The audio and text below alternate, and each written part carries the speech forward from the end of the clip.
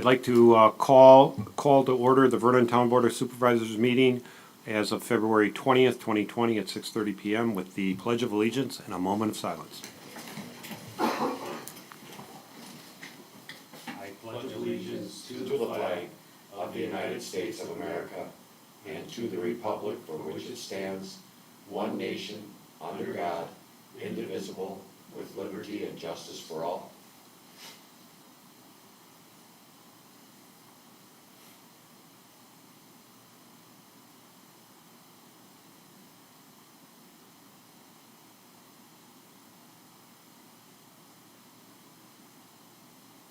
Thank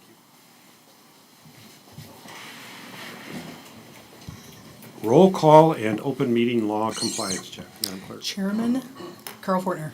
Present. Supervisor Jeff Millies. Present. Supervisor Fred Mahalik. Present. Supervisor Lorene Dashik. Present. Mr. Chairman, note for record that Supervisor Gary Weldy has an excused absence. You do have a quorum of your town board.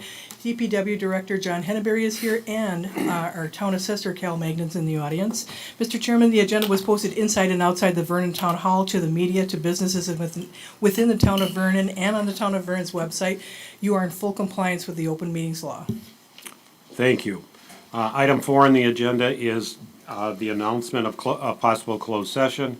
The town board may convene to the closed session under state statute 19.851G, conferring with legal counsel for the governmental body who is rendering oral or written advice concerning strategy to be adopted by the body with respect to litigation in which it is or is likely to become involved, more specifically the summons and complaint on vicious animals on Sunset View Drive.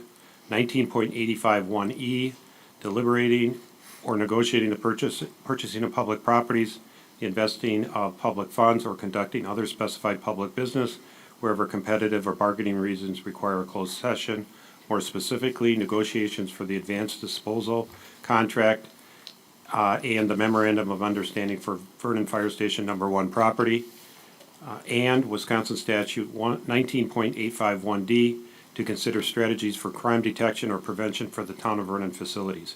Included in closed session will be the Vernon Town Board of Supervisors, town clerk, and town attorney by phone. The motion will require a roll call vote.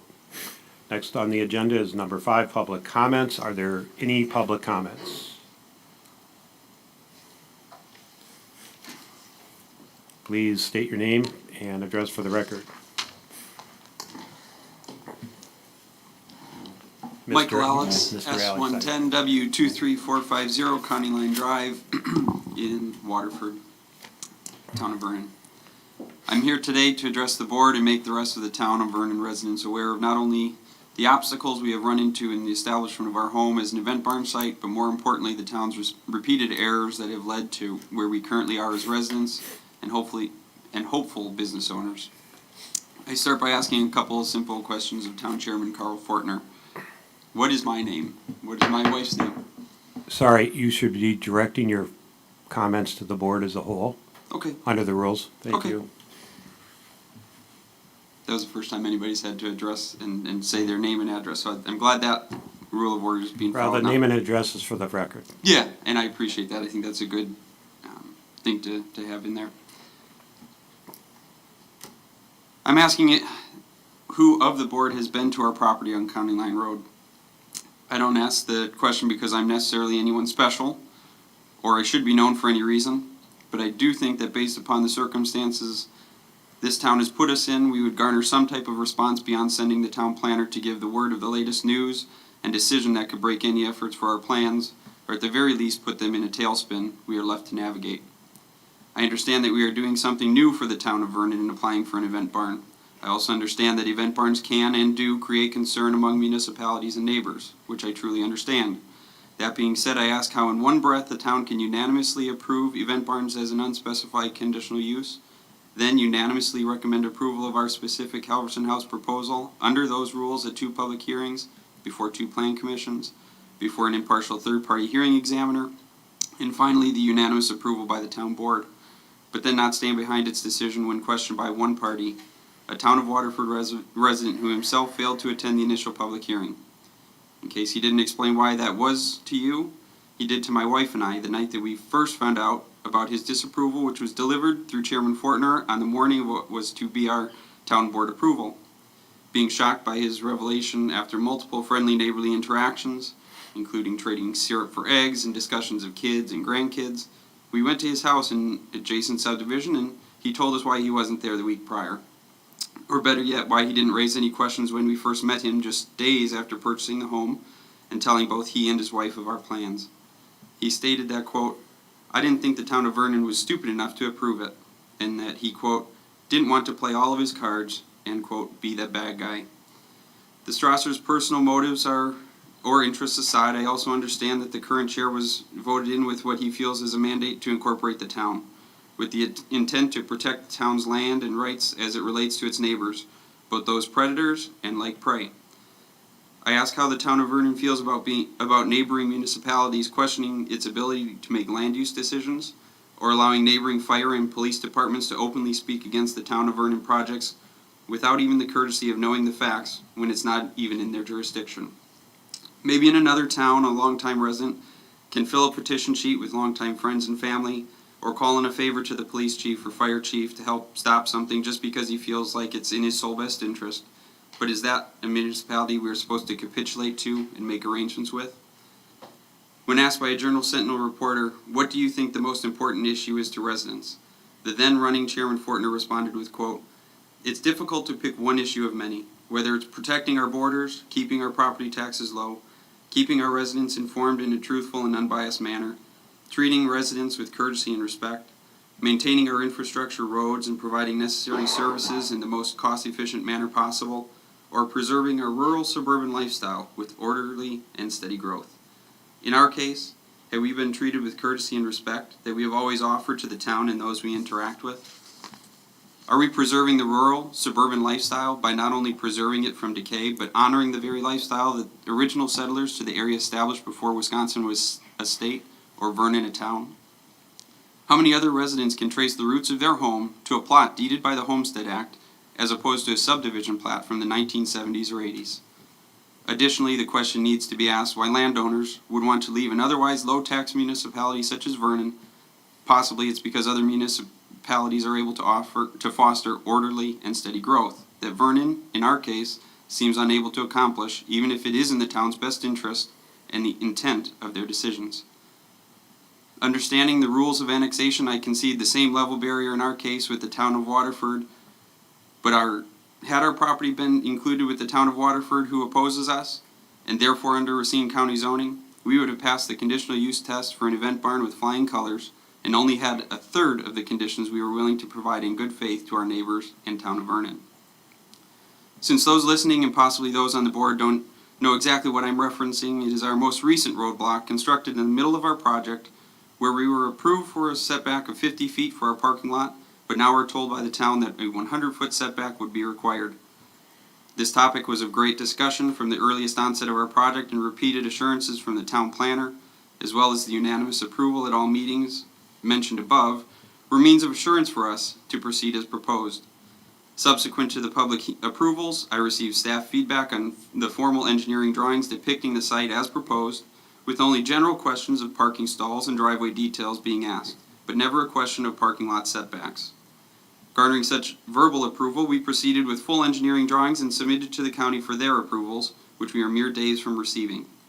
Not only were we told on Wednesday of this week that our project needs to be re-engineered at the 11th hour, but the reasoning for this change in opinion was based on a letter from Racine County dated August 26th of 2019, which was 2 days prior to the determining public hearing. I never received this letter addressed to the neighboring property owner in question and therefore had no opportunity to rebut its statements, which told us much information we already knew, but never gave definitive answers to specific questions of the viability of residential development on the parcel at the time of the meeting. As part of the conditional use public hearing process, the necessity to provide, quote, substantial evidence was stressed, and having done so, we proved our case to the Plan Commission Board, hearing examiner, and town planner. Again, with no new information, we ask, why the sudden change in opinion by the town planner? To this point, we have borne all of the burden of repeated errors by the town that can't go unacknowledged. We have had to present our case before a second joint meeting because the first was improperly held with only the Plan Commission present, only to be told at that second meeting that it is postponed until the case can be heard before a hearing examiner because of ex parte contact per the attorney. In a Waukesha Freeman article, Attorney John Macy states that it was, quote, their first major conditional use, and they were following old procedures and old law, not realizing under the new law they couldn't do some of the stuff they used to be able to do. I have received some of the pre-meeting legal briefings and the boilerplate and information provided, and wonder what value is being provided to our town there. Is yet another copy and paste, this is a policy decision, really protecting the town and its residents? Was there a briefing provided to the town at the enactment of such pivotal legislation as Act 67, or prior to our first major conditional use, as Attorney Macy states? Is there not a handbook provided to board members upon taking their seat, or commissioners, highlighting such significant facts? How can a board or commission member be expected to know nuances of every state municipal code when those applying it at a staff level haven't made them aware of it? As I mentioned in my opening, my goal with making these statements is to put this information out there to you as board members as well as the public. I haven't been given much of any solutions from the town, and to be honest, I'm just left scratching my head as to what will pop up next and whether it's all worth it. It has obviously cost money, but more importantly time and my own stress to not know what is lurking around the next corner. I've been called a lot of things throughout the process, whether a money-hungry owner, Ku Klux Klan rally facilitator, or wily developer able to serve the town BS to get my way. None of which are true. What I am is the son of an electrician who learned how to swing a hammer from hanging around construction sites my whole life.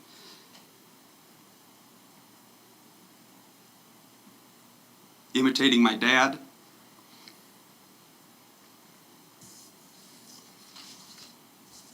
using that knowledge and work ethic to strip and re-roof over 5,000 square feet of barn roof myself.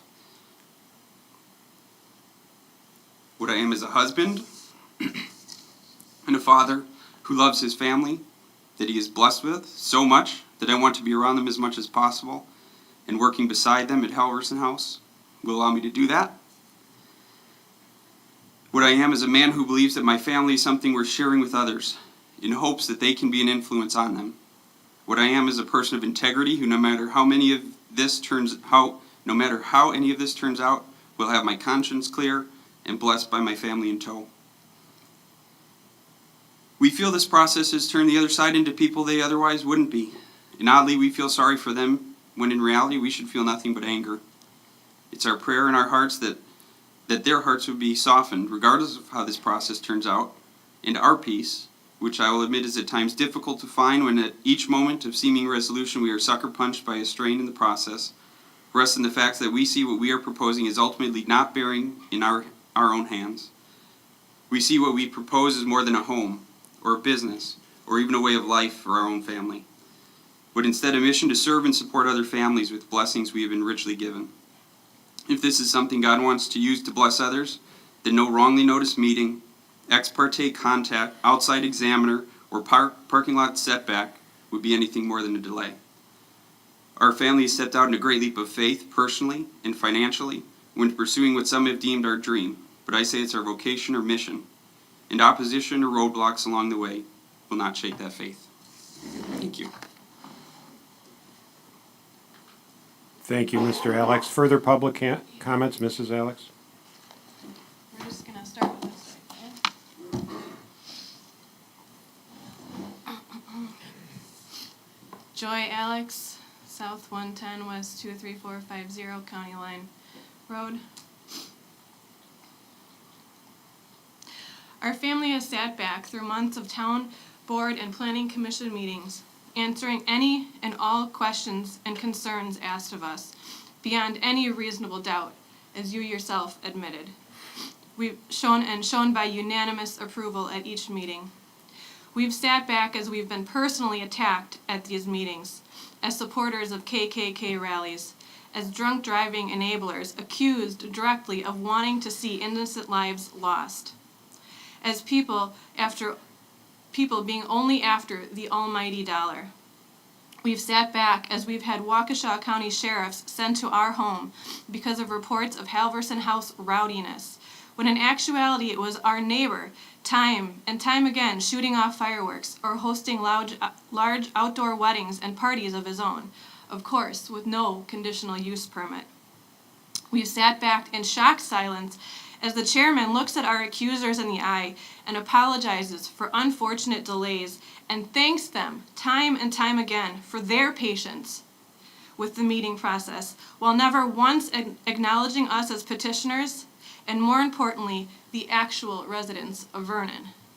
Worse yet, we've sat back through town errors time and time again, oftentimes problem solving for the town itself, and still worse yet, being required to carry the burden for such errors and oversight through mounting time and money, time and finances lost.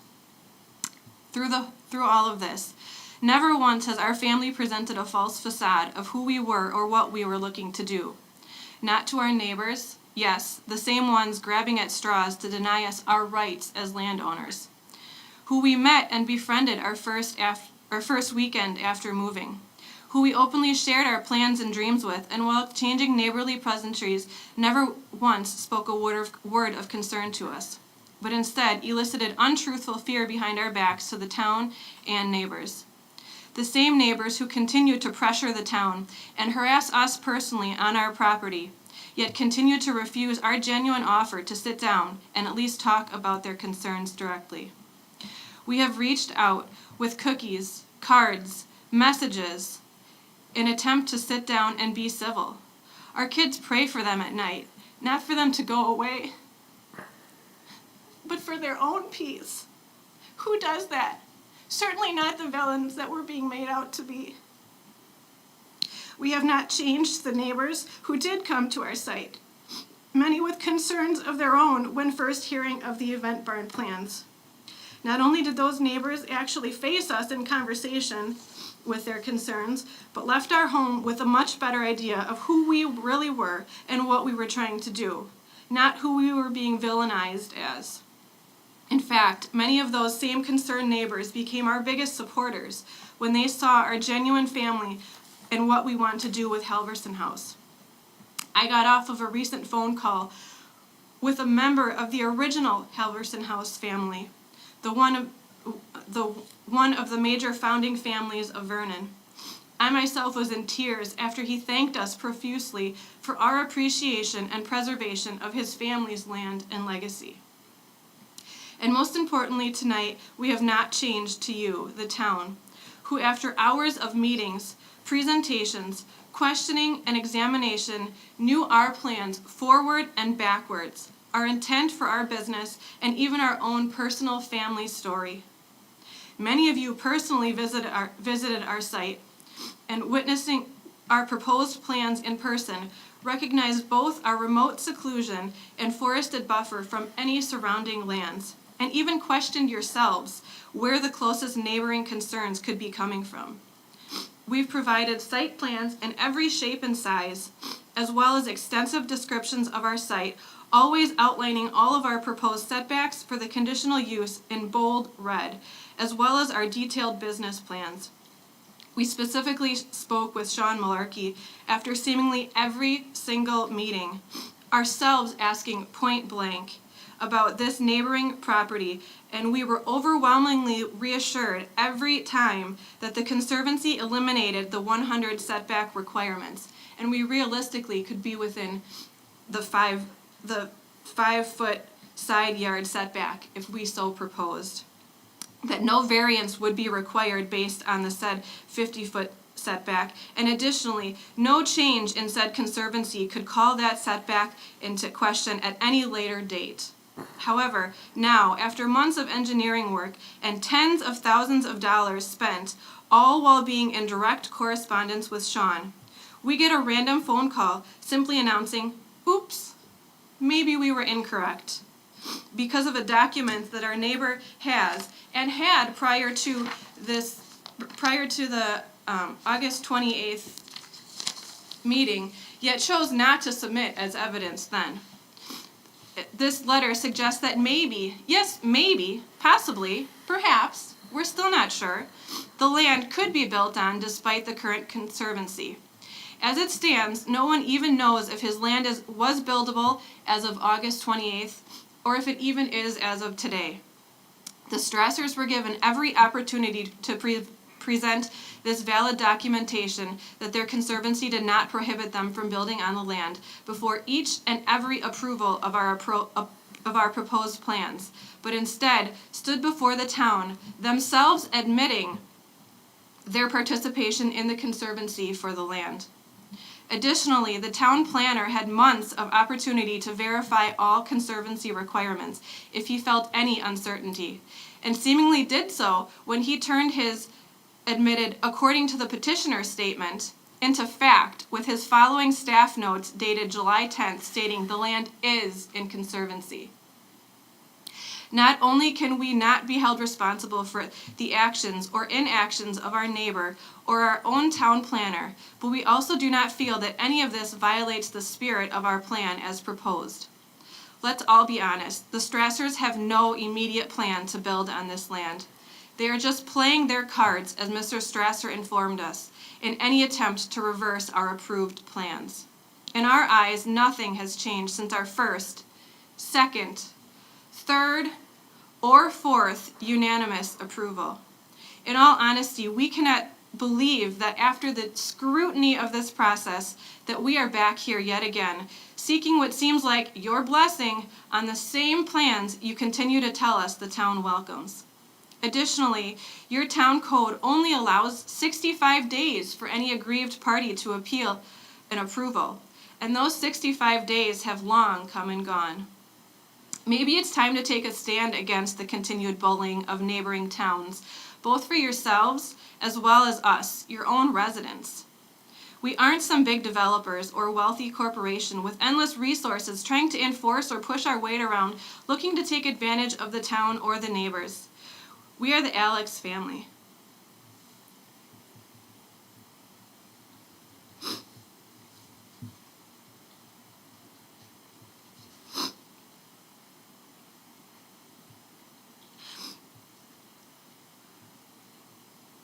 Looking to raise our 5 children and teach them to respect and value family and hard work.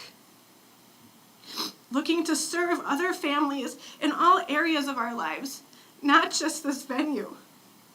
Looking to share the Halverson House story with other families, whether it be the Amazon delivery guy that comes to our door and could tell you the history of our site from 1840 up to the current day, or an interested family looking to share one of the most important days of their lives, their wedding day, with us on our property. We are not looking to run anything other than an upstanding, genuine family business for other members of the community.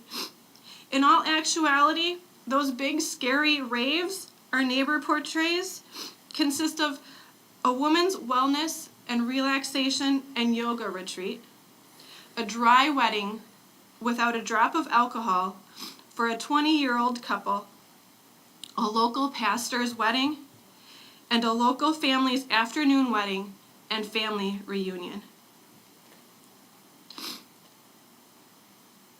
Finally, we are not looking to break any codes, rules, or laws, but carry out the intent of those highly scrutinized conditions already set before us, without the rug being pulled out from under us time and time again, and more importantly, without being accused of some illegal scumbag actions of working around the system. Unfortunately, some in the room have become politicians rather than governing boards, waving to the crowds rather than caring for the right of their own residents.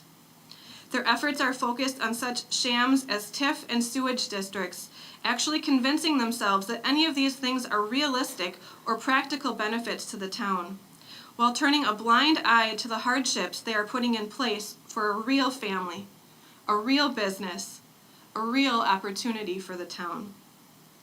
Today, we come to you as that same family, honestly looking to serve the community and personally enjoy a historical property while sharing it with others to stand behind we ask you to stand behind the decision you made on June 12th that yes, an event barn would be an asset to the Vernon community, and your subsequent decisions made on July 10th or by a hearing examiner on August 28th or again on October 11th or again on September 11th, or again on September 19th, that yes, we fully see your plans, your site operation, your business plan, and your plan as a family to serve the local community, as an activist to preserve an integral part of Wisconsin and Vernon history, and stop villainizing, or worse yet, victimizing our family because of the continued intimidation of Dan and Leanne Strasser.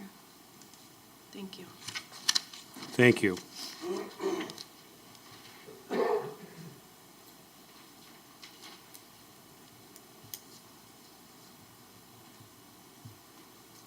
Sorry, I'm just writing a note.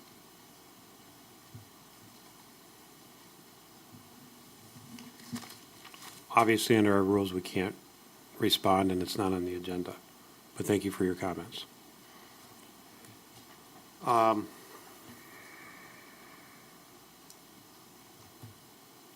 to the agenda. Is there any objection to moving our DPW Director letter 6D and E to the front of the schedule to get him out of here as quickly as possible and into sick bay? No objection. We'll move DPW Director John Henneberry, the 2020 road program bids. Well, first of all, I'd like to start out by stating that just by rebidding the project on Center Drive and Skyline from the last year to this year, would probably saved close to $52,000 from what the bid was last year. It came in at $141,113.20 last year, and this year we're at $88,657.33. So just by rebidding it with the rest of our road paving program this year, we saved a lot of money by not doing it last year. So with that in mind, I added in one little section of road, Power Avenue, included in our paving program, not knowing how that bid was gonna come out. So, coming in with the numbers that it did, we have a $500,000 in there for a budget for road paving. Their total bid with the Center Drive, Power Avenue, and River Oaks is a total of $419,873,000. Now, I'm gonna have more money involved in that with the shouldering and undercutting the soft spots in those roads. So I average usually around $15,000 a year for gravel, for shoulder and undercutting. And then I have another 15,000, that's on the high side, of center striping that needs to be done this year. So with those two together, you're looking at like 35,000 over and above the 419,873,000. So you're at about $454,873 approximately. That is including, like I said, the River Oaks, all River Oaks, Power Avenue, and the Center Drive and Skyline project. So with those numbers, we'd still have like $45,127 left in that budget. So what I'd like to see is approval to basically award the bid to Payne and Dolan for them being a little bidder at $419,873 for those three projects. If you look at the numbers, they are by far a lot less than the other three bids that we received. So, John, do you remember what we were budgeting for River Oaks subdivision? Remember, we had those initial estimates. I meant to grab them, but I was off to yeah, a I meeting don't- this afternoon. I don't remember what Andy, well, he's got them here. What he was estimating at budget time? Did he put them in his? Yeah, I don't think I have those with me, quite honestly. Yeah, I meant to grab them, I thought. But the bid that we got from Payne and Dolan is quite a bit less than what he had. Yeah, that's what I thought. I was think just he had, wondering- 440, I don't know, if I'm not mistaken. Are you asking what, John has, obviously the information from the town attorney, town engineer, are you asking what John put in his budget? Right, and how we broke it down between, I know when we did our budget, Yeah, we budgeted for River Oaks, just like you've got, and we budgeted, we didn't, we looked at Parr Avenue. Yeah. And we included that in the bid package, and then we had carryover, quote-unquote, carryover money from Center Drive Skyline. right. And we came up with a budget of 500. That includes, we also put in money for shouldering and undercutting, right? Yes, we had, And also center striping, I think, was part of the 500. I think so, yeah. And I was just trying to figure out what the breakdown, how the bid, the 289 came to what our town engineer said we should budget for it. That's the only thing I was asking, really. The 289 for River Oaks is what you're saying? Right. How did that compare to, how does that compare to the number we budgeted? And we budgeted off of our town engineer recommendations. I can't, Jeff, do you remember, or Supervisor? Yeah, I don't remember Mahalik, offhand, do you quite remember? honestly. Oh, okay. Yeah, I didn't bring it in either. long either, unfortunately, because I was But- rushed out, but. Basically, what I, with the Power Avenue, I put that in there, like I said, because we had 150 set aside for the, Center Drive. Center Drive, right, Well, that came in at 88,000. right, there was significant savings So we're, there. yeah, so that's Yeah, why. I know we have to, I just wondered how close we were on River Oaks, that's all. Yeah, I quite honestly, I didn't bring that with me, I'm sorry. Okay. Yeah, we've got, Obviously not close, we came in. well, that one could have been, the whole, it could just be on Center Drive, it sounds to me, but we'll get it, I don't know. It's being ripped apart to be scanned in. Oh, okay. So we've got two things to do here. One is to award the bid, and the second is tell them what the scope of the project is. That is, I think we have an agreement on River Oaks and Center, but whether to include Parr Avenue in the work, I'll make a motion to award the bid to Payne and Dolan, including Power Avenue, for a total bid price of $419,873. Jeff, is that based upon the town engineer's recommendation? Yes. I'll second that. Second that.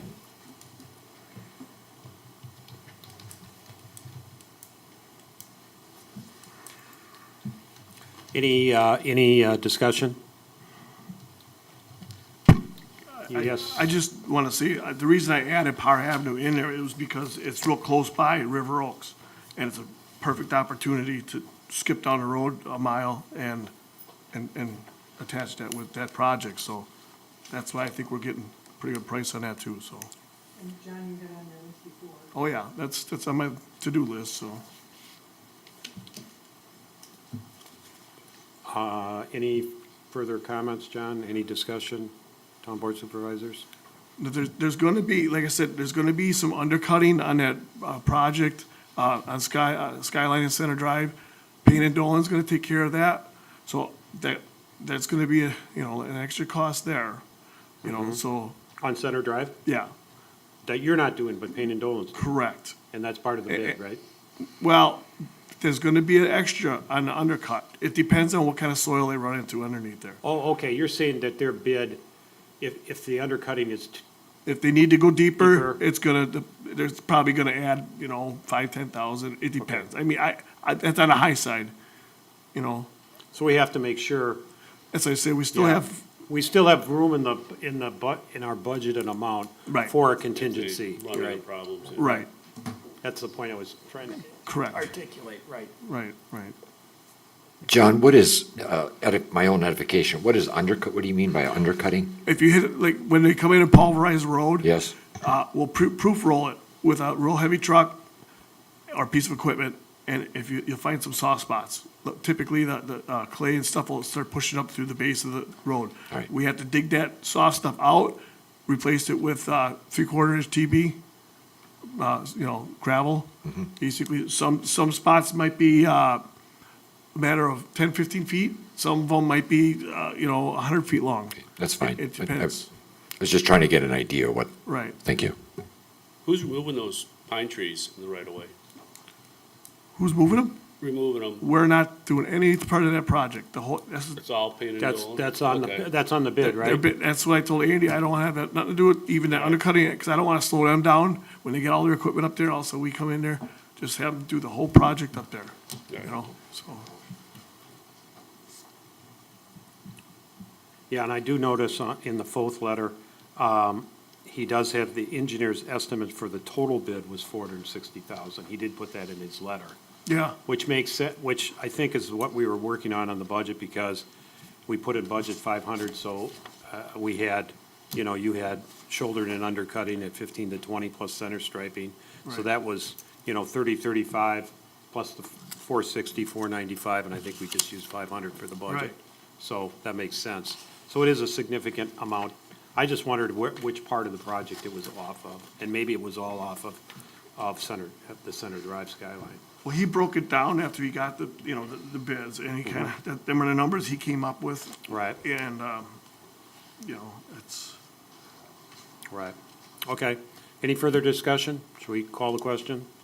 All in favor? Aye. Aye. Opposed? Motion carries unanimously.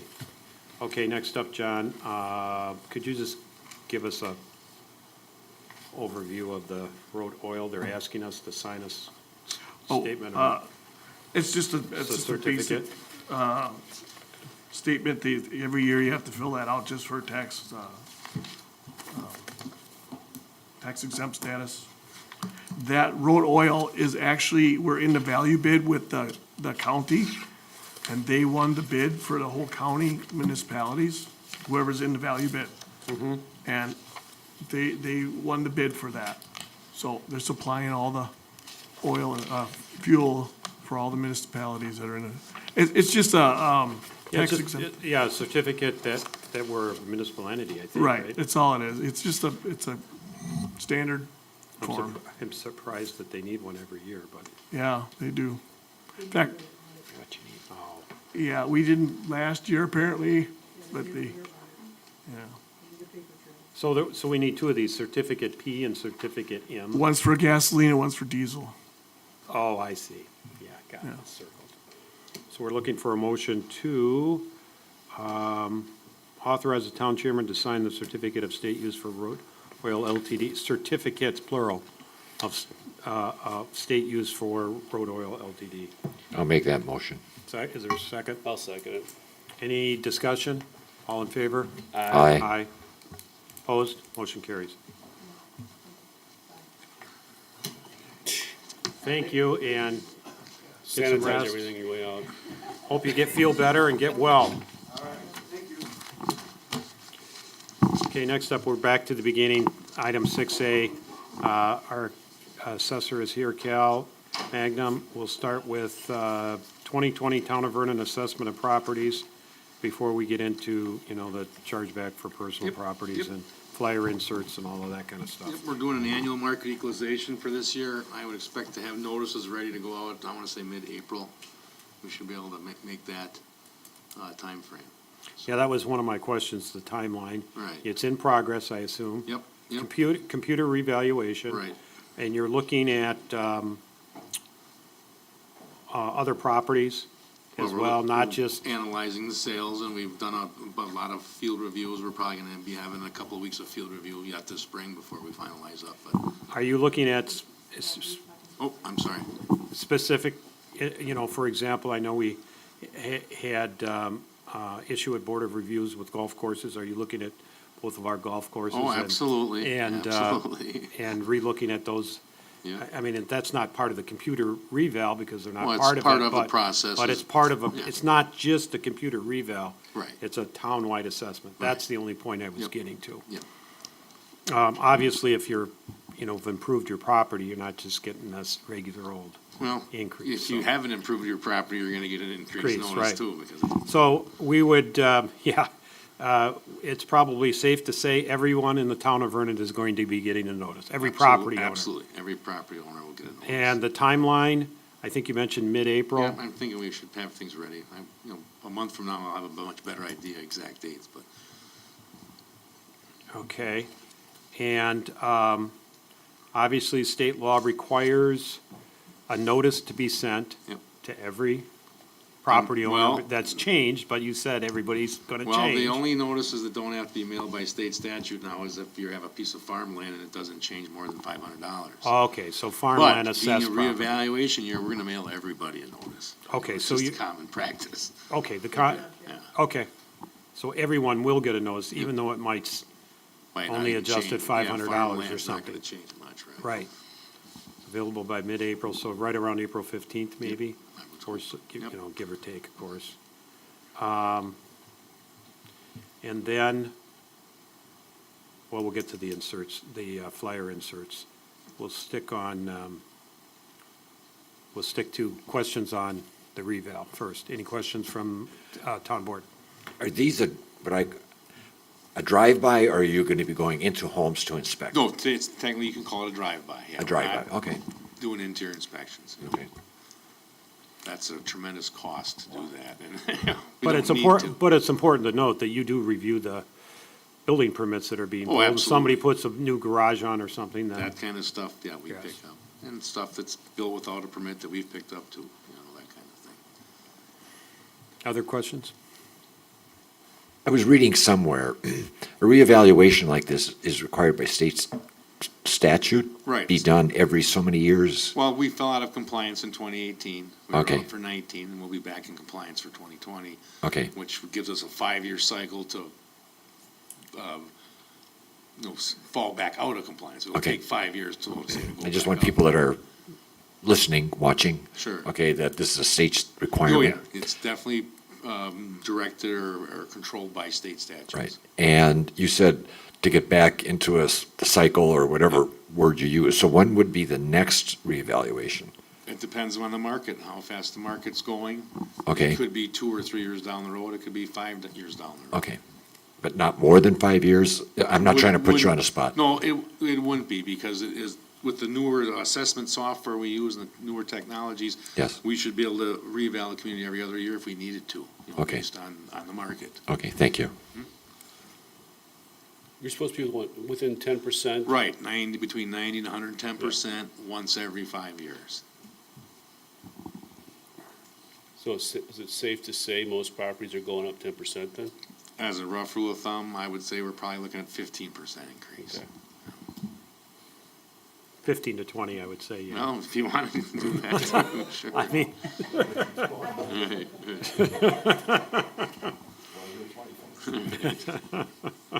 well, I don't want to create any false expectations, that's all, you know. No, but even though the value is going up, hopefully the property tax rate comes down to It reflect has to. where It's a function of about the the math. same. Yep.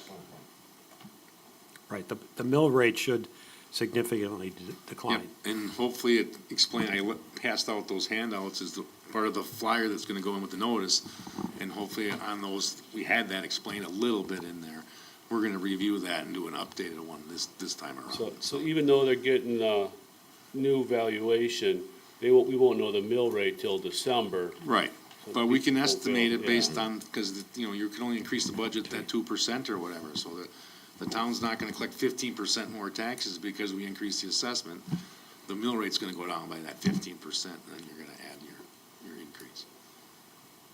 Right, we're under revenue limits, and remember, our mill rate is the property taxes divided by the assessed value. That's your mill rate.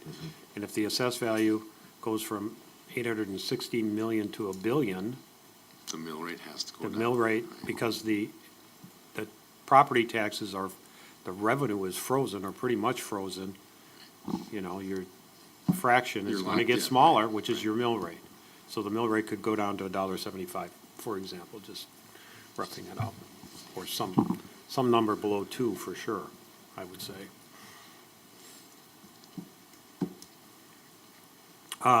Any other questions? So, should we move to item B? You know, this is mostly just informational. Remember, Cal was on our agenda for a staff meeting, Yeah, and which. I wrote it on Yeah, Friday. I It was know. coming Friday at Yeah, 1 right. o'clock, and Karen And, called and, you know, the flu is going around or whatever. oh no, I just wrote the wrong darn date You're down. right. So our next item is and before we get to the flyers, chargeback for delinquent personal property tax, and this relates to that one business owner, and he is now off the rolls because he finally filled out his paperwork for January Right, 1, finally sent us a return. 2020. You know, So we then, had issues with him for the years and years. Right. You know, so he still has he is still on the tax roll for January 1, 2019. He received a personal property tax bill in December of 2019. And wasn't the question, could we do anything about it? And I think the answer is no. Once he's on the rolls, he's There technically isn't. assessed. I mean, He's lost his ability to appeal. He had a right to appeal, Yeah, and he could have, but it's expired. yeah, you got 90 days after the January 31st.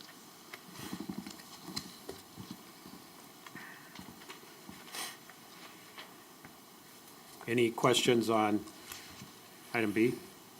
Cal's here. All right, now let's talk about the flyer insert. So, first, you did, where did you did give us some sample Yeah, those flyers, are and you're gonna be ones that we- reworking those. Yeah, those are the ones, couple we used in the past, revals, major ones and that, so.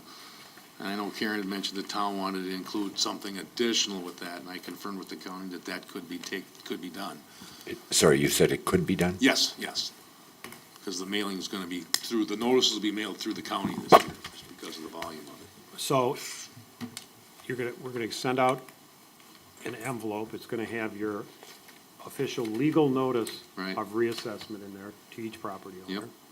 And then you're gonna have a flyer from you, from Right, the right, assessor.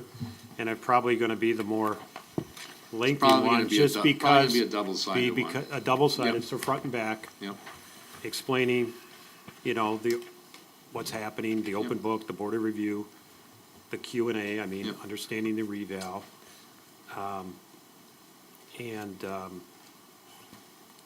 So that'll take up front and back.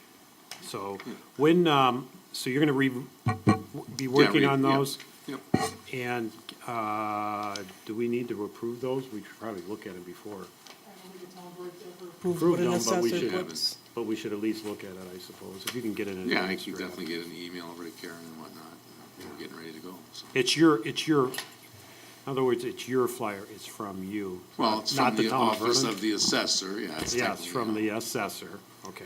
It's not from the town board. Right, Right, not from the town board. yeah, I was Right. under the impression you wanted to add some additional flyer Right, in with let's that. get into that Yeah. next.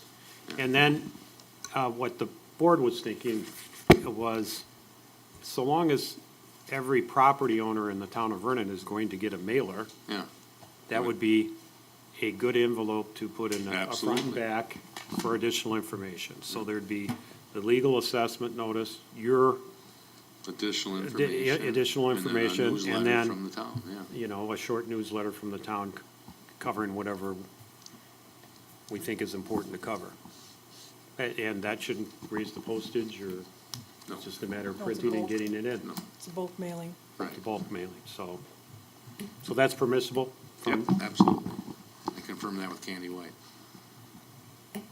Questions? Sounds like a plan. Yeah. That's why he's here. Yep, go to your party. Thank you, Cal. Bye, Cal. Oh. Thank you, Cal. Thank you. Bye, Cal.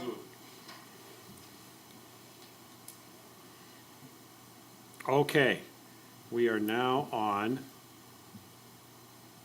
F, which is the 2020-02 ordinance to amend Chapter 300 zoning, Section 22, capital B, 12A. And I think this was sent for legal review, and we received very minor comments back. And so we are looking for a motion to approve ordinance number 2020-02. I do note the plan commission, we did look at it at plan commission, and was recommended for approval, to the town board for approval. Like a motion to approve, excuse me. Second that motion. Discussion. Mr. Chairman, I just wanted to state to the board, I normally don't do that, send an ordinance I did check with the town attorney because the county has approved this today. And they approved it based on the unapproved minutes that I sent them and the approval of the ordinance, the zoning ordinance, and this is a text amendment. So I didn't want to think that I usurped your authority, but the importance of getting this through today was critical. Right, we had already approved, The text amendment, the actual zoning ordinance for our town zoning under county. Right. But now we had to do the text amendment for the contractor's yard in for the 3 acres in B3 and I1, right, industrial. right, we had to do a minor cleanup. I mean, we've approved it off the plan commission and prior town board meetings before. And it was And we approved. had to get it through attorney review ahead of time. And since we had already approved everything else, Right. we didn't wait for board approval, just because the county was, we wanted to catch up to the county, we were behind. Okay, further discussion? All in favor? Aye. Opposed? Motion carries unanimously. We are now on another plan commission item, site plan and plan of operation for Doug Minen, doing business as D&J and Sons and EMC Contractor Service. This is coming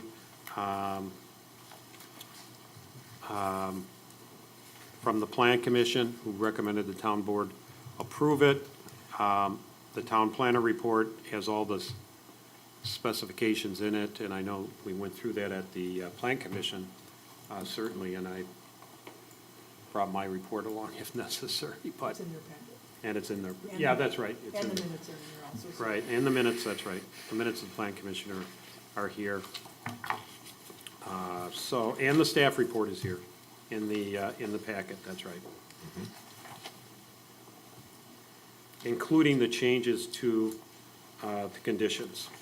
I'm just flipping through and making sure, yep, they're here.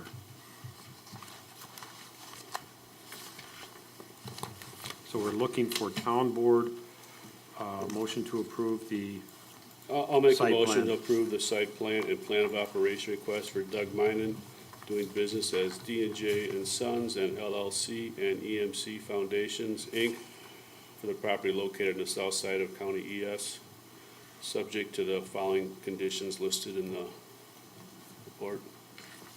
And I'll second. you have that, Yep, yes. discussion.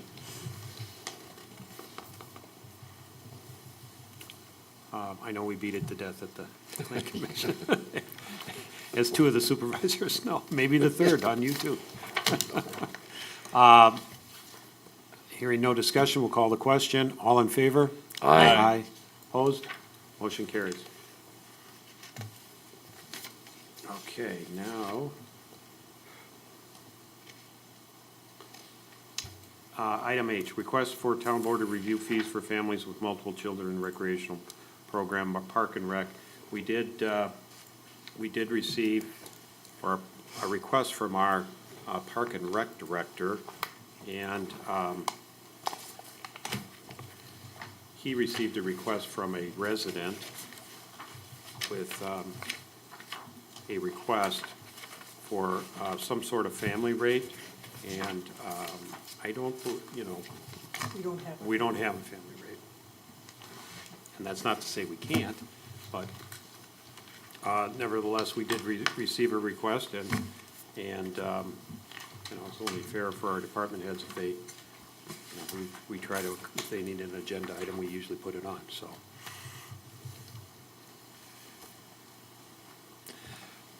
Unfortunately, none of the other communities have a discount.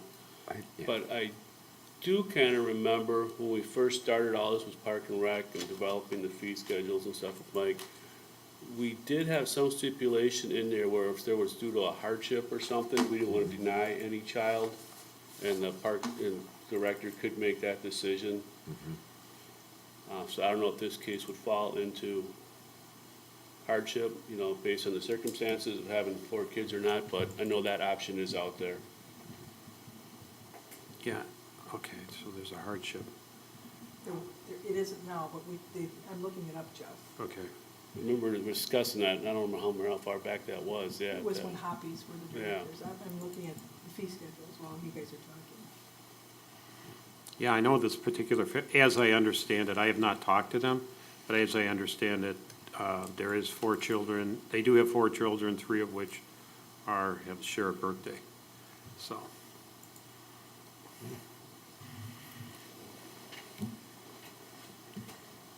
Unless somehow it went over midnight, but.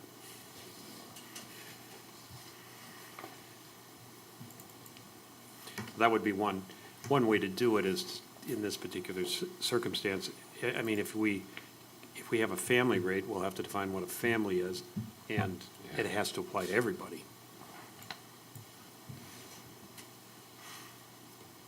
And unfortunately, it comes up now in the middle of, past budget and setting the fee schedule, and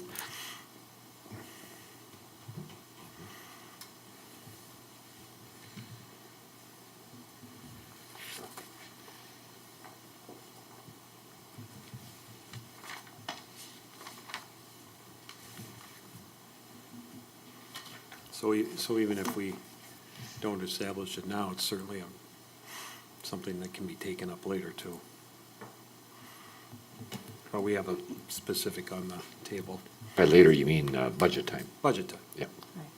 There was a discretionary factor in the fee schedule in 2016 on for the rec director at that time, in the fee schedule, to allow that rec director to make discretionary calls on this type of issue, but it was actually stated that way in the, so if you wanted, I So you could bring took, back. so it got taken out in 17, Yes. 18, and then, of course, Right.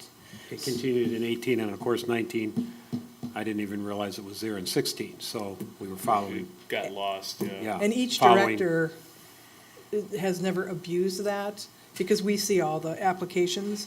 But he didn't feel comfortable making that recommendation without speaking with you. If you want, Mr. Chairman, I could bring that verbiage back to the board to look at at the next board meeting. They still have time. I mean, the deadline is the 28th, but if you're looking at this Oh, we could table it and put it on in March, in March, I could get a resolution ready. Either way, that way, whichever way the board decides to go, I'd put that discretionary language in there, you could modify it, and then, it would be approved based upon posting the next day. so, I'm fine with that. yeah. That's Should we do fine. that? It's a good idea. Should we have a motion to table or just consensus to Just table? consensus? Consensus to table, Yeah, to everybody table. shaking their head, yes? So we Okay, do have got a it. consensus to table for the first meeting in March 5th. Fifth? Yeah. 5th. Okay. Okay, put that somewhere to remember. Okay, letter I, Town of Vernon Incorporation update, this is on the agenda. Every regular board meeting for a review of what is going on, and again, we are trying to, Dance. Sorry. we are trying to put the town in a position to have a referendum vote to incorporate as a village. We're doing it under a specific state statute that's expiring June 30 of this year, so time is of the essence. And we are rushing, not by choice, but by statute, expiring statute. That statute, again, is 66.02162. We've met, there's 8 criteria, we've met 7 out of the 8. The last criteria is we need to enter into at least 2 separate cooperative boundary agreements under 66.0307. Excuse me, and we do have approved agreements with the town of Waukesha and also with the town of McWanago. Last week, we had a Department of Administration public hearing for the town of Waukesha agreement. It was up in the town of Waukesha. The city of Waukesha requested that public hearing. That is permitted by state statute, and so we did have that public hearing.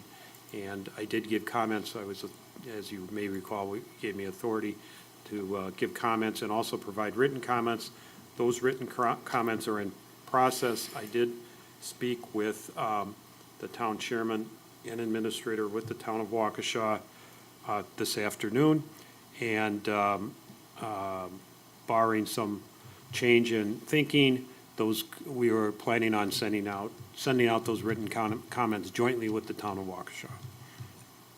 And they are in, excuse me, in progress. They are due this Monday, the 24th. The state has 90 days to make a decision. When is that Yes, up?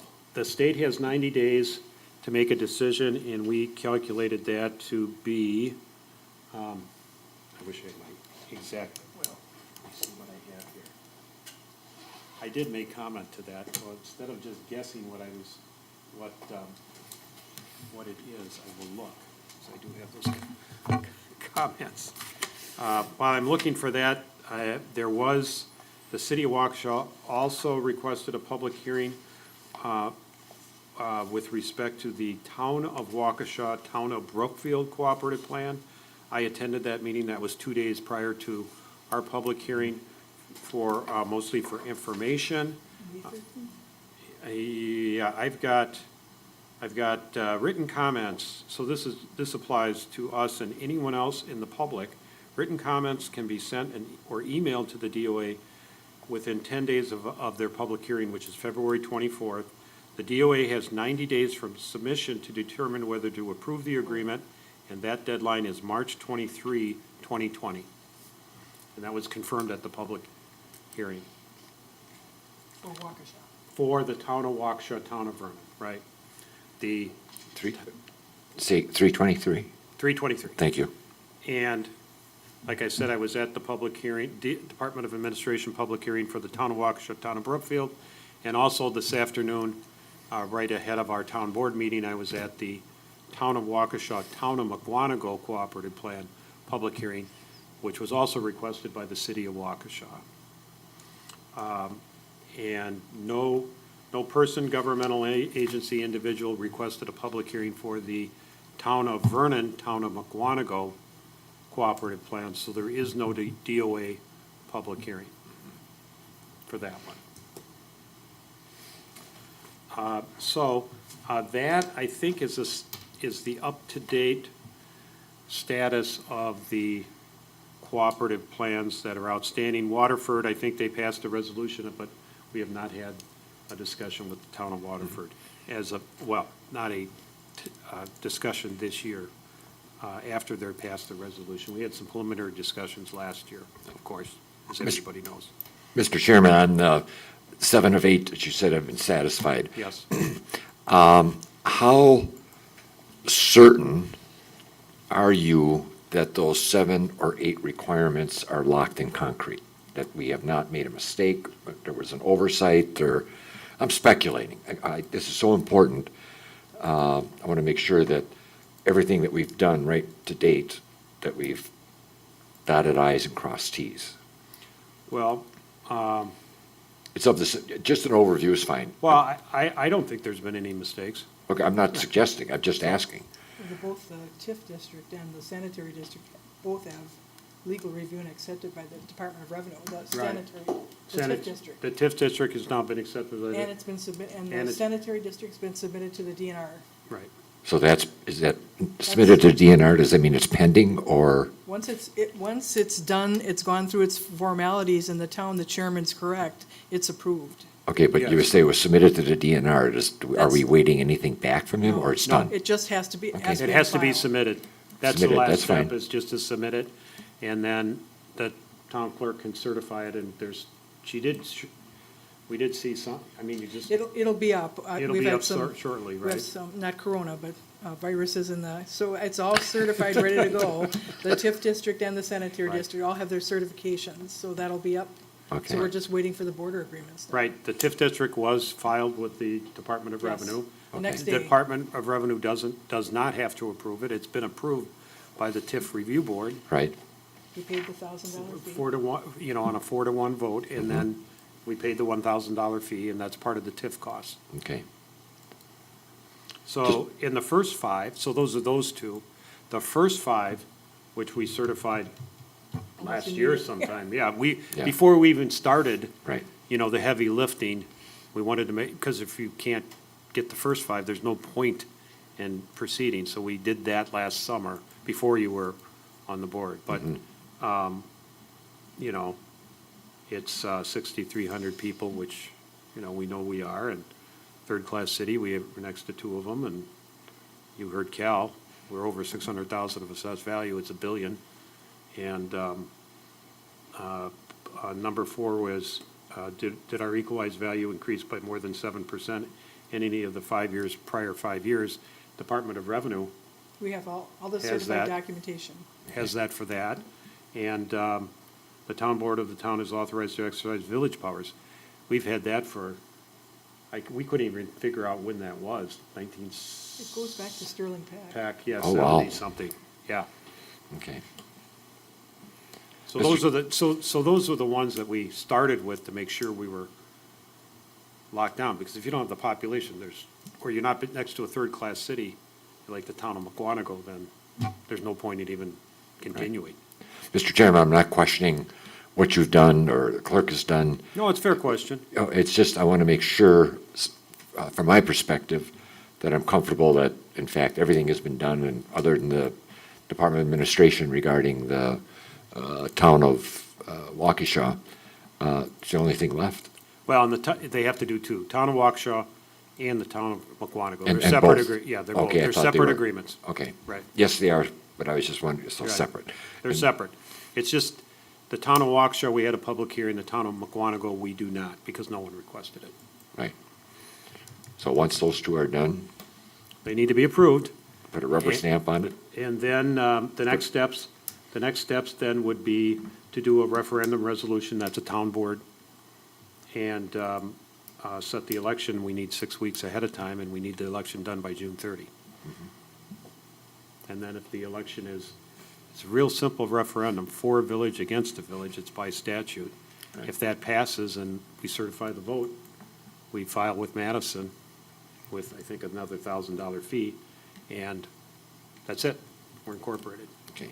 Thank you for that. I want to also take a moment to thank you for all your effort with the clerk to get this all process done. It's tedious at best, and I want to thank you for that. Thank you. You're welcome. Any other questions on the update?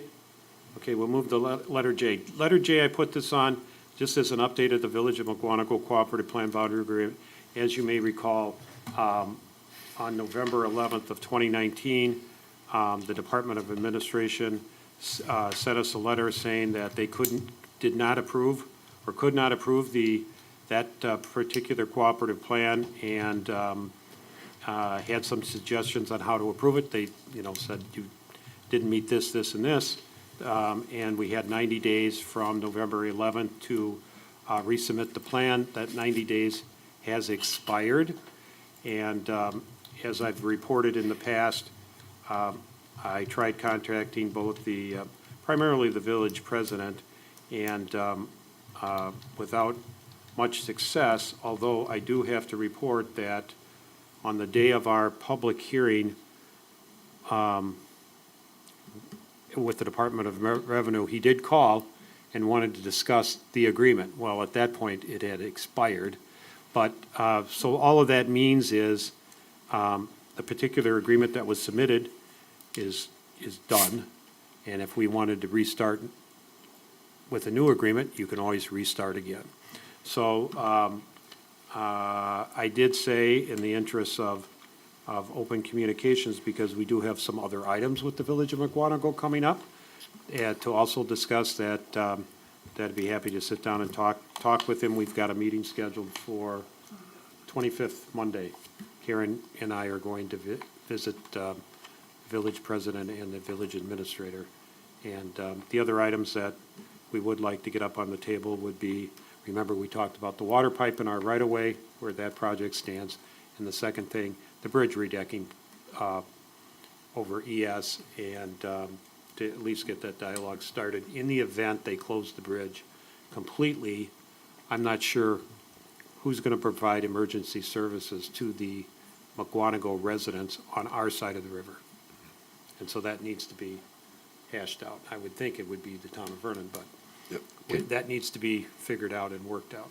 May I There's speak no about, easy way around. Yeah, I mean, I'm not gonna abandon people who need, but, or we shouldn't, I mean, I'm not just me, but we just need to work out the mechanics and the costs. regarding that bridge, Well, we're off the agenda here. you brought it up, so that's why Well, I was following I up. was just Okay. saying what, the agenda. Fine. We can't, No, well, no, we can put it back on, I mean, we No, no. talked about, nope. okay, fair enough. Any other questions on that update? We will now move to letter K, Forte credit card application for lifestyle contract. We've discussed this. Discussed this. And it's important, though, we need to get paid and get this set up. But we did, I mean, what the direction was given last meeting was to either get the monthly fees waived or paid by, out of the, by LifeQuest, or we could use point and pay. So have we, what is the latest?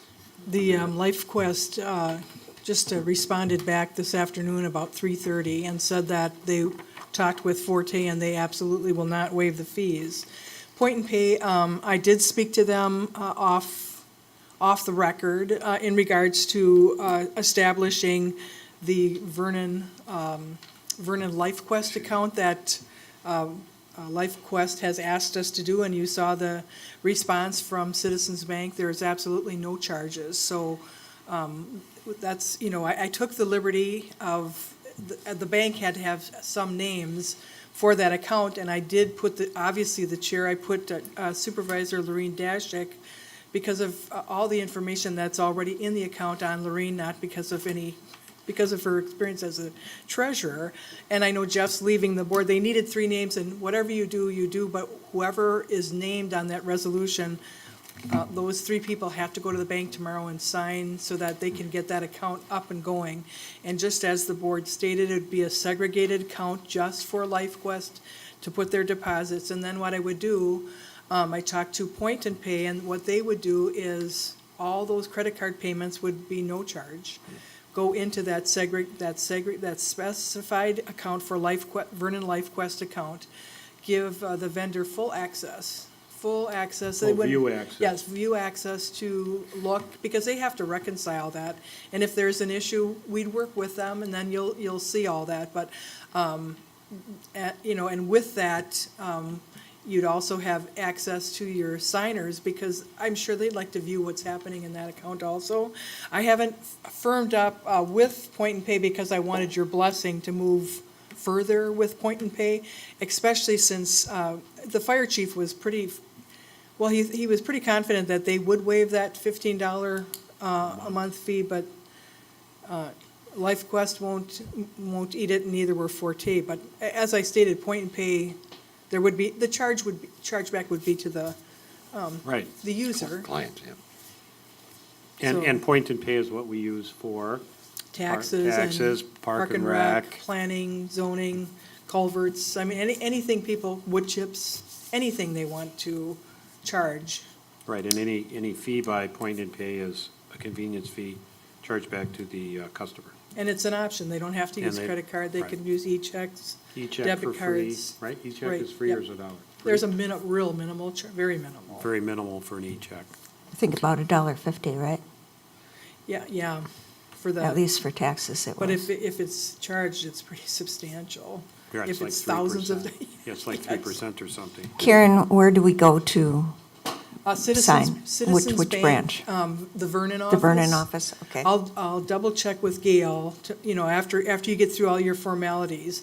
But I specifically told her it had to be an account, a Vernon LifeQuest account, and the only activity in that account will be related to what is collected for that, just like they stated they needed to do. Will we be able to do that before noon tomorrow? In fact, I'll email Gail. She said she'd have everything ready. Okay, because I'm leaving at noon. Yeah, I'll call her. Yeah, and, so she said she'd have everything. I'm Well, almost your positive. signature should be on file. She still has to go down. Was she? Okay. Because she's in Yeah, a I'm different gonna say I'm capacity. on And it's an, file. I went down and, like, well, you're on file already, and it's a new account. This is a Okay. brand-new Yeah, I would account. think. Yeah. Well, when I became town chairman, when I went down, we already got you. yeah, they said that with me too, and I went down for signing checks. It's like, well, check with. Yep, check she with said you Ms. gotta Gale. be there. Check with Miss Gale. Yes.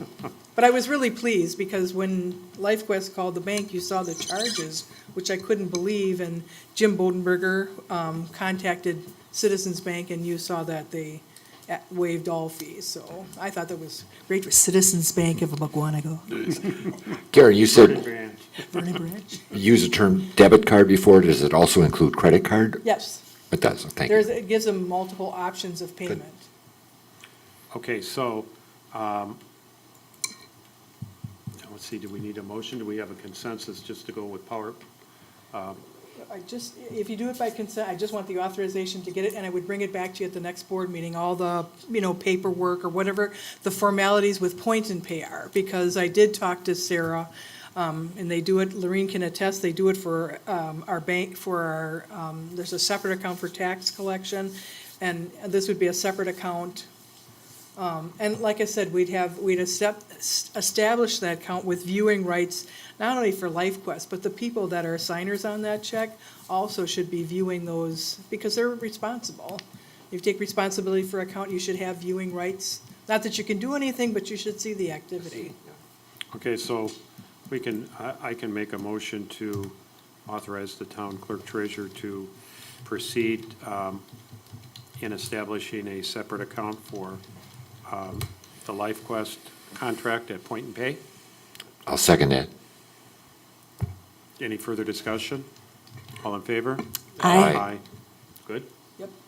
LifeQuest contract update, I think they're proceeding with citizens and. Yep, we just kind of gave the update there. Right.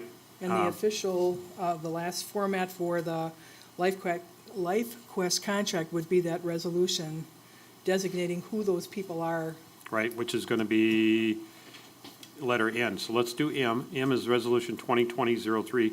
That's our resolution designating public depositories. This has been on our agenda, and now what we did was took our old one, took off Puremax Bank, and we held in abeyance Hometown Bank when we were making that decision.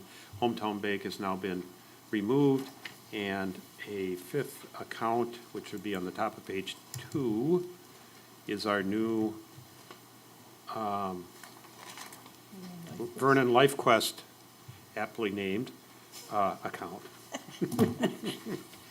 I thought that would be the clear, as clear as you can be. When you have all these accounts, it's best to make it simple, stupid, and put a name or a letter or Right. whatever. Yeah. So we're looking for a motion to approve resolution number 2020-03. I'll make that the motion to approve Resolution 2020-03, designating public depository and authorizing withdrawal of town monies. Is there a second? Any discussion? All in favor? Aye. Aye. Opposed? Motion carries unanimously. So now we are looking to authorize signers of the Vernon LifeQuest Citizen Bank account. Per our ordinance, we need 3. That would be the town chairman, clerk treasurer, and one of the supervisors.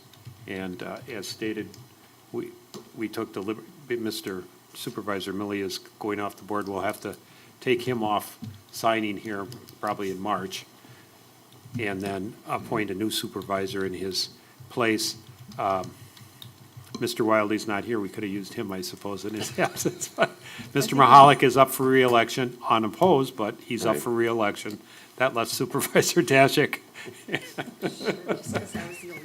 No, Well, he said Gary would have been the one. Yeah, usually when you're missing from the meeting, you get nominated. That should be Gary. Can we nominate Gary? oh, that'd be rotten. No, he wouldn't. He'd do the same for us. So we're looking, and I think we just do this by motion. Right. Motion to, I'll make a motion to authorize the town chairman, the town clerk treasurer, and supervisor, we do numbers? No. 2, 3, 4, Supervisor 4, Lorraine Dashik, to be the authorized signers on the newly established Vernon LifeQuest Citizen Bank account. Is there a I'll- second? I'll second the motion. Discussion? You're willing to do it, Supervisor Dashik? I didn't get that. Did you say that into the microphone? Hearing no discussion, all in favor? Aye. Opposed? Motion carries. Newsletter deadline, Chairman and Clerk Treasurer, we're putting this on to make sure that we get our articles in, really. So do we have a timeline Well, that's, in mind? that's what I was just wondering, who's all, is everybody writing articles? Jeff, are you doing a farewell? Nope, bye? Haven't done one yet, so why start? Okay. And I know, Carl, you're gonna repeat a lot of the things that you did before, because many people say, well, what's going on with the incorporation, not knowing that you wrote a whole article before. Obviously, we'll get the newly elected, we'd like to have it come out after, but shortly thereafter. I should ask you, when do you want it out? Because then, if you tell me when you want it out, then I can tell you deadlines but it's coming up pretty quick. What were you trying to say? You wanted it out after Well, the election, obviously, or? after the election, be nice if we get it out before brush pickup. Right. Oh, for sure. We will have the tax assessment coming out, and so that'll be mid-April. He said mid-April. Mid-April, if the newsletter will be coming out about, Maybe right after the election there, right in there at the first, about mid-April. Right, so, It'd be nice to get it out before, be nice to get it out after the election, so the election results can be in there. But before brush pickup, right around the same time, and I don't know that it's critical either before or shortly after. I mean, whatever Cal puts in about the revaluation, we could put the same thing or something similar Right. from the town. we have, To- Was this to let going everybody- in Cal's? That was yes, that was a that's the sample. opposite side.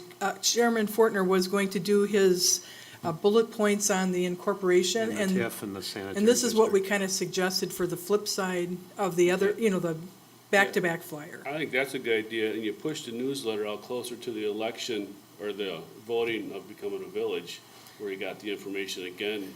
Yeah, I was getting to that. If we could get our approvals, it would be, and get a resolution to set the referendum, Right, right.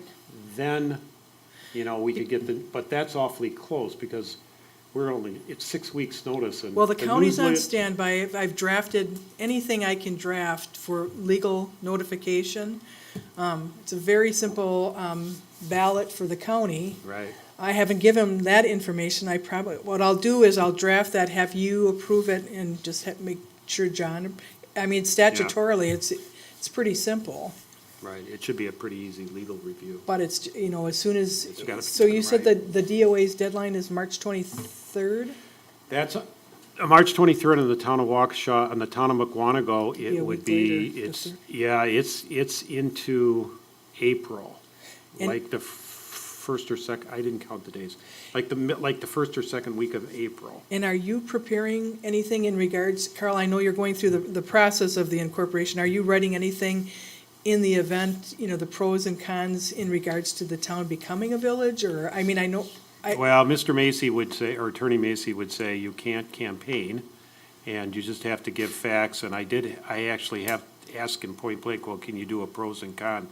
And he would say, well, somebody's pro might be somebody's con. Right. And so he said, don't do it that way, but you can provide information. or reference state And statutes? reference state statutes and just the factual things. If you wanted to do something, well, here's how towns are governed, here's how villages are governed. Instead of a town board, you have a village board. You could do something like that. You could, provide, here's the village, here's what's different between a town and the village, like villages have home rule zoning, and the town has opted out, so that's the same, except, villages can administer their own shoreline zoning, towns have to defer to the county, so there's a difference. Big So difference. those kind of things can be pointed out. Attorney Macy will just say, well, you can't say that's an advantage or a disadvantage, but it's just a fact. And, So that was his, that, as an example. Because I'd rather see that information coming out close till we have the voting and becoming a village so that people have the facts. Right, and so that could come out, that would maybe come out end of April, early May kind of thing, Yeah. Yeah, timeline. the only thing is you'd be cutting it close for brush pickup. Brush Well, I'm pickup, saying and if Board this- of Review and that information, Well, I'm although saying if this they're went getting out they're with getting Cal- a specific notice about Board of Oh, Review and so absolutely, on. yep. An right. open book and Board of Review. So, because on a reval, open book's gonna be busy, It's It just long is. as Cal's notice gets out soon enough where we can have the brush pickup information in there. Well, the sooner we can get that to Candy, the better, the flyers. The flyers. Not that you have to approve that, we just wanted to give you an example of what the opposite side, Chairman Fortner is gonna be working on the flip side. Right, it's just mostly about the incorporation of the TIF district. We have that flyer on the Yeah. TIF and it's gonna be, that kind of information. But he's also gonna repeat again, because there's still confusion about what statute this board is going under the incorporation process. So, Right. I mean, I feel bad because you spent a lot of time writing that article, and there's a lot of Well, people it'll never fit on the flip Oh, side, yeah. so, but it would fit in the newsletter, So, Mr. Chairman, if anybody is writing an article, if they could get that into, if you're writing an article for the next newsletter, if you could get that into us, like the latest, Early March. yeah, the first week in March, if you could. And it, doesn't have to be a documentary, whatever you want to state, but, if you could get that to Tammy, because we're just trying to plug all the needs. The other thing that we have to put in is the recycling issue, what is allowed under the contract, because that, people forget, how many tires you can put out, how, 4 a month right. Was it 4 a month? with a special pickup notice. You gotta call them. We also like to put in the newsletter, what roads the town board is looking to do, and, Say again the date on the articles to you that the supervisors are putting Right, into if- Vernon View. I'll give you a date. Yeah, date certain, because I'm gonna put it in my calendar. Let's see, I'll probably have it to you earlier, but if you could do it by March 6th, sure. that would be perfect. Because Tammy puts a lot of, it probably doesn't, she puts a lot of work into getting everything formatted and, It's not gonna be a long one, just, like I said, whatever. yeah. But we would like to get after the election, so the new phone Right. numbers are in there. We'll think about what we need to write for Plan Commission too. Right, there's not a lot, Not a lot, but right. it's always good to have a Plan Commission report in there, I think, if people Mm-hmm. read it. That's all we have, Mr. Chairman, just kind of an update. No- Okay. The next item, we're moving along here, it's 8:00, is the report on the meeting with advanced disposal. The clerk treasurer and I met with representatives from Advanced Disposal this morning. Been a long day for me and her. And the contract expires this year at the end of the year. And you've got some information on it. This is no action needs to be taken. This was on the agenda for information, and since we were meeting with them this morning, and they dropped off information. So the contract, just to give you a brief overview, contract expires at the end of this year. There is an option in the contract, it's a mutual option for a 2-year extension. And this morning, one of the first questions was, well, are you looking to talk about a 2-year extension? And they said, no, we would like to sign a 5-year contract. So we'll have to put this on future agendas. It's in closed session because it is a contract that we're about to negotiate, and so the public's aware.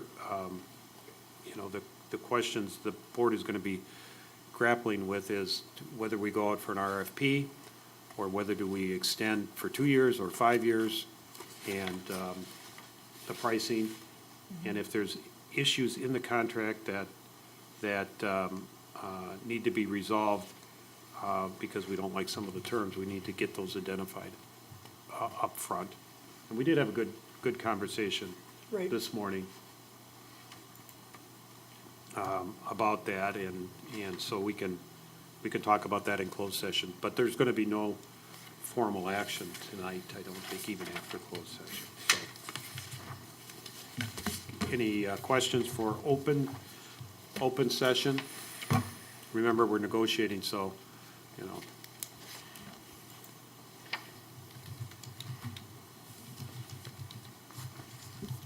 Was there any discussion of smaller container options for some of the elderly residents that were complaining about the Yeah, size of them? we did have discussion about that. Right. And they are available, I'm not sure, the contract's in a 3-ring binder this thick, but, you know, I don't know where it says that in there, but they do. It's all the fun part of, when you get in closed session, you can talk about all that fun stuff. Yeah. But they do provide them, as I understand it, for people who want a little smaller one. And we did talk about things for example, weekly pickup for recycling as opposed to twice a month or every other week. You know, we did have some discussions about issues like that, large pickup, the 4 tires, for example. So it wasn't just price. Price is price, but there's, you know, what the Services. contract covers. Yeah. Services, number of complaints, are people getting missed, those kinds of things. Which, you know, would drive a decision, to me, if you get a lot of complaints that are not being resolved, drive a decision to go out for RFPs, whereas maybe you otherwise wouldn't. So it's those issues that need to be discussed in, you know, in closed session when we negotiate this. Anything further on that? We'll go to item Q. Q is alleged vicious dog on Sunset View Drive. At our last meeting, you authorized the town chairman to look into summons and complaint about that vicious animal. That's a matter involving litigation. That is part of closed session, but it's on the agenda just because it was requested to be on the agenda, and there's a report to be given in closed session about litigation. But the tickets were issued The next day, sir. next day. And those tickets will have to be prosecuted, and that also is litigation, so. Letter, I don't think there is any discussion for open session on that. Letter R, memorandum of understanding from the State of Wisconsin Department of Transportation. That is, this has been on our agenda before, that is regarding the Fire Station Number 1 property. And remember, there's a deed restriction, they had a memorandum of understanding. I don't know, when did we get that, December or something? There was no big rush on it. We did get an email follow-up. We did send it for legal review, and you got your legal review. And since that is also a contract subject to negotiation, that is also part of closed session after we're done with open session. So anything for open session on the MOU? Okay, we'll go to S, Information Technology and Computer Security Update. That is also a matter of closed session because that has to do with strategies of crime detection and prevention, in particular, the computers and IT and software. So we'll get an update in closed session on that. But that's what that is about, as opposed to physical security around the town hall. Any discussion on item S? Okay. Going into number 7, correspondence and announcements. Town board members, town clerk, and treasurer. We'll start with Supervisor. I have nothing at this time. Okay. Same. Okay. Supervisor 3, nothing. Nothing. Supervisor Dashik. I had 2 inquiries as to where we're at with the franchise fees, and I really had no answer for the residents. So that has been unresolved. Right. We'll have to get that on an agenda. Franchise fee for a discussion, a future agenda. Town chairman, I think I gave you my report during the agenda and the meetings and so on, mostly with these cooperative boundary plans. So just thinking if I have anything further since our last town board meeting, and I don't believe I do. Town clerk, treasurer? The only Oh, thing. the election. Yeah, just wanted to thank, first of all, the voters that came out to vote, whether they came in or absentee. Thank you to all the election inspectors. Thank you to my staff who worked so hard. Big thank you to the DPW guys, and a great big thank you to the fire department guys who helped, guys and gals who helped out also. We had probably 30% of the voters come, which is a good turnout, and all the election results are on the website. I just looked on the website, and I do have to update the narrative, and we have no provisional votes, no military votes. And we are getting geared up for the presidential preference primary on April 7th. So if anybody's interested in getting an absentee ballot or registering, please go to My Vote. It was down on Election Day because it was so inundated. But if you go to My Vote, you can register to vote and/or register for an absentee ballot. That's it, Mr. Chair. Could you just give people a quick timeline, if you could, for absentee ballots? Because, when, My Vote is a website that's run by state of Wisconsin. Yeah, And you can online request a ballot. Absolutely. Or you can come here. Or in the clerk treasurer's office, we have 4 binders this thick of people's driver's license locked in the safe. If we have your driver's license on file, all you have to do is email the clerk that I would like an absentee ballot for this elections or all the elections. Once we have that on file, all I need is the documentation that the person requested an absentee ballot. In my office, as soon as we get those absentee ballots, most clerks just do the 2 weeks before the election. We allow people in the town of Vernon, as soon as we get the ballots, to come in and absentee vote also. And I always do my notice by appointment, so if people can't make the 8 to 3:30, I've met people here on Saturdays, Sundays, weeknights. So if you can't make the hours, don't be afraid to call my office, and I'll make arrangements because I think it's important that everybody votes. In advance of the election date, how far in advance do you send out the absentee ballots? Statutorily, they have to be out, I think it's 47 days before the Oh, election. 47, so the absentee ballots are available 47 days prior Well, in the town of Vernon. in the town of Vernon. They have to go out by state statutes. And I don't know if you watched, but there's a lot of controversy about A ballots and B ballots. I have not got a legal opinion from I didn't ask for a legal opinion.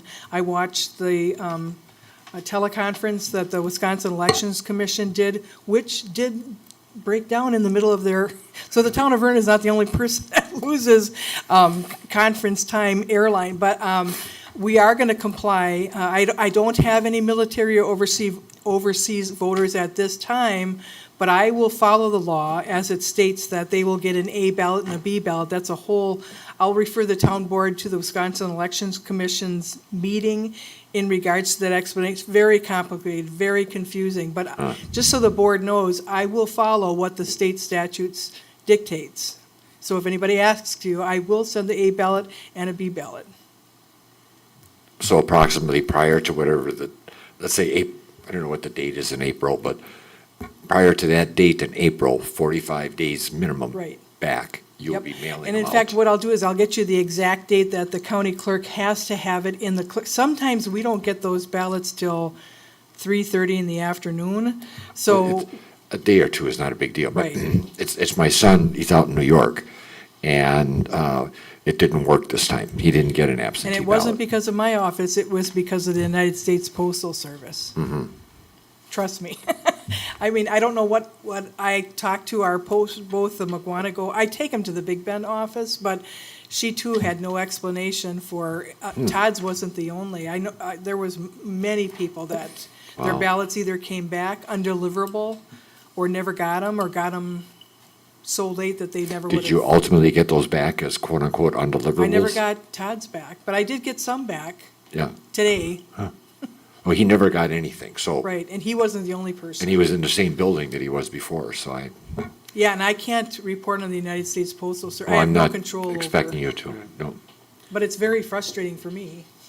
Well, yeah, and the voters, so the suggestion would be if you know you need an absentee ballot, absentee vote, either come and do it in person or request one as early as possible so that they Right, have and time then- to receive it and return it. And what because- we'll do on the website is put the date that they're mailed, and if the person doesn't get it within that first week, they should call again, and I will resend the ballot again. With the ballots, I lost my point. Oh, yeah, we're getting off this is, yeah. Yeah. No, it was following We're up. sorry, and I good. probably started it, I'm sorry That's about good. that. But, yeah, we're getting a little off, Sorry. and I started it. This time, Yeah, this time. usually it's me. Okay. Okay, so we're done with our reports. I was gonna ask for further reports, but That's it. that's it. So we're on to finances, accounts payable.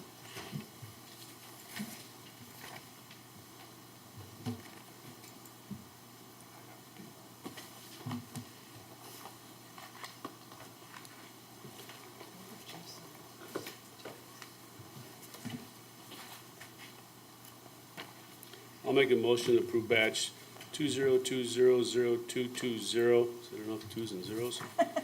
For $86,233.46. I'll second that motion. Just a couple questions again. There was emergency lighting and electronics. It was troubleshooting and testing of electrical system. Was there a problem here in the town hall? Oh, no, it was the fire department. Fire department. Do you have any idea what that was? Okay. I don't question his rules. I thought maybe there was a rumor as to what the problem was. I got one more. Well, this is a follow-up on something I asked before. Could someone get in touch with We Energies? And on this one bill, I had asked about it before, and there's just a serial number or meter number or whatever. Could they identify what that is? All the other ones have categories. They'll say like streetlights, fire station, da-da-da-da. And then there's that one, 173, 9322. Just have them put a title on it. You had mentioned what it was, but they haven't put it on the bill itself, please. I can ask. Thank you.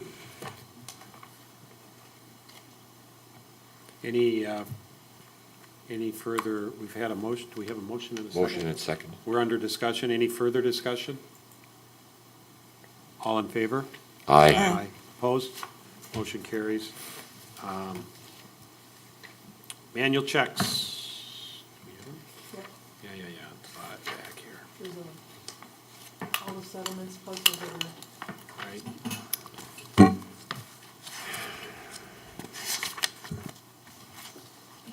they're not in that packet.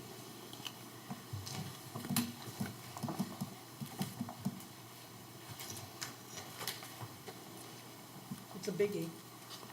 The settlement checks were 1,332,68140.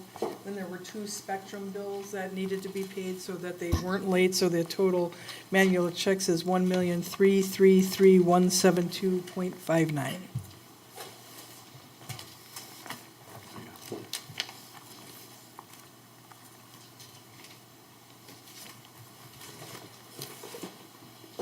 I'll make a motion to approve the manual checks in the amount stated. I'll second. Discussion, obviously, the big manual checks are the tax settlement checks.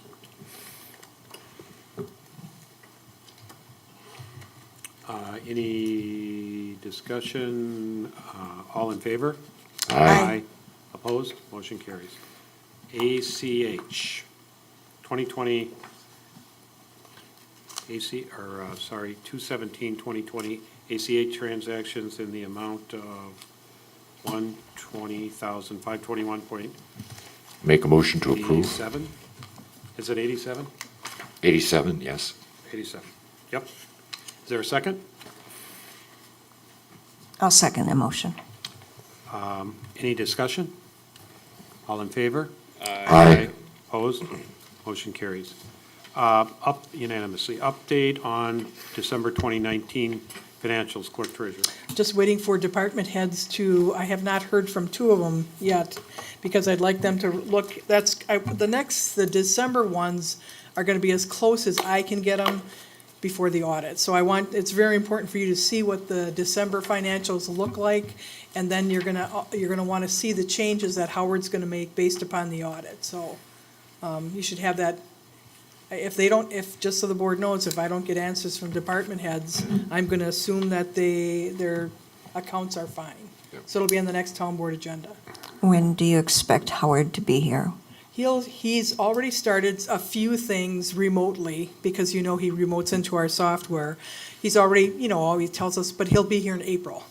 And he will talk, I know he wants to meet with board members individually, just to talk about things. So you'll see him. Right, I know we paid a bill for Yes. interim audit work in the back today. Right, he's starting already. Yeah, I saw that. And he's also checking, because this is a critical time in regards to bills that are coming in, bills that there's some department heads that kind of code it for a year that it's not applicable. So he's watching things, because it's very important to the audit process, especially if you're on accrued counting. So you will have your December 2019 financials at the next board meeting. Thank you. Account receivable aging report. Yeah, the only thing, it's pretty much standard. We've collected all the taxes. When we collected the taxes, those ones that you sent were in their first installment, that was paid. The only thing not that you have to do it now, but those old, I did send letters to all the wood brush pickup people saying that it had to be paid by January 31st. I don't know if there's something not that you have to make a decision now, but just think about what you want to do. That's the only thing that's funky. Okay, approval of town board minutes. First up is January 8th, Town Board and Plan Commission joint meeting. The Plan Commission has not approved those minutes yet, but that was, Intentional, because Yeah. they were so long, and the chairman did make his changes, and these are before you as changed by the town chair. right, they've undergone several revisions. And I had a few little things this morning, some things this morning. So they have been corrected for And then we'll go those. to plan commission in March. Yep, these will be on the Plan Commission agenda for approval in March. As you recall, that joint meeting, 4 public hearings, and it was a long one.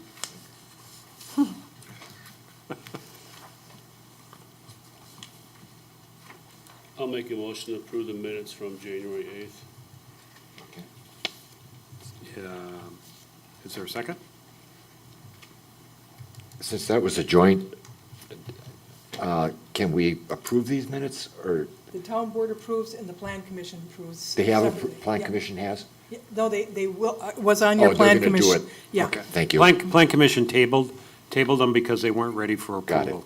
Well, then I'll second the motion. Okay, any discussion?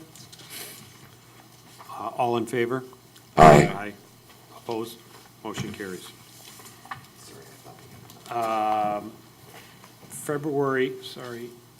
Town Board minutes, February 6, 2020, minutes.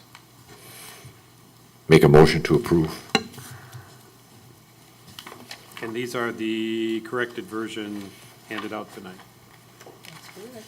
I'll second that motion. Any discussion? I'll abstain since I wasn't there. Oh, yeah, that's Did you right. call for a vote? No, we just asked for discussion. Oh. Supervisor Millie is abstaining. Any further discussion? All in favor? Aye. Motion carries with 1 abstention.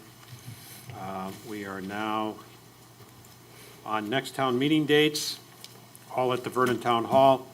Our regular town board meetings are March 5 and March 19th, 6:30 PM. Town Board and Plan Commission joint. Plan Commission meeting is March 11th, 2020. There are going to be several items on that agenda. It may get lengthy. And then, looking ahead to April, just the annual meeting is April 21. So we'll just have that on there for everybody's information. Obviously, we have town board meetings in April as well. Public comments, there's no public in the audience, at least physically. So we will go to item 13, and I will make a motion to convene to close session under state statute 19.851G, conferring with legal counsel for the governmental body who is rendering oral or written advice concerning strategy to be adopted by the body with respect to litigation in which it is or is likely to become involved, more specifically the summons and complaint on vicious animal on Sunset View Drive, 19.851E, deliberating or negotiating the purchasing of public properties, the investing in public funds, or conducting of other specified business wherever competitive or bargaining reasons require a closed session, more specifically negotiations for the advanced disposal contract, memorandum of understanding for Vernon's Fire Station Number 1 property, and Wisconsin Statute 19.851D to consider strategy for crime detection or prevention for the town of Vernon facilities. Included in this closed session will be the Vernon Town Board of Supervisors, Town Clerk, and Town Attorney by phone. Is there a second? And then we'll have a roll call vote. I'll make a second, second. Chairman Carl Fortner? Yes. Supervisor Jeff Millies? Yes. Supervisor Fred Mahalik? Yes. Supervisor Lorene Dashick? Yes. Mr. Chairman, note for the record that your board unanimously consented to go into closed session at 8:21. Is that right? Well, whatever. 22. We have two different clocks with two different times. So we will go to closed session. We'll take a 5-minute break and reconvene at about 8:27. Thank you. Pretty exact, 8:27.